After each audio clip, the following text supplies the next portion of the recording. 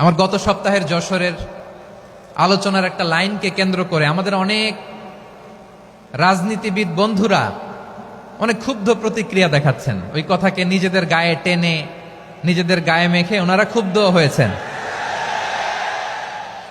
প্রিয় ভাইয়েরা, আমি বলেছিলাম যে একদল খেয়ে গিয়েছে, আরেক দল খাওয়ার জন্য রেডি হয়ে আছে।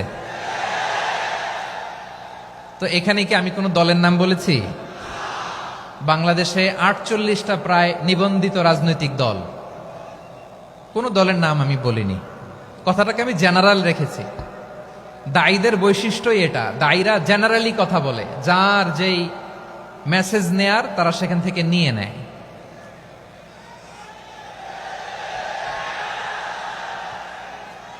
তো কোনো দল এটা নিয়ে কোনো কথা বলল না, আপনারা এটাকে নিজের গায়ে যে মাখালেন এটা ঠিক হয়নি।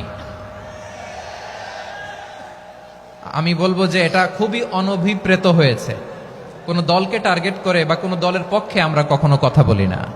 আমরা কোরআনের পক্ষে কথা বলি, ইসলামের পক্ষে কথা বলি, ঠিক কিনা বলেন?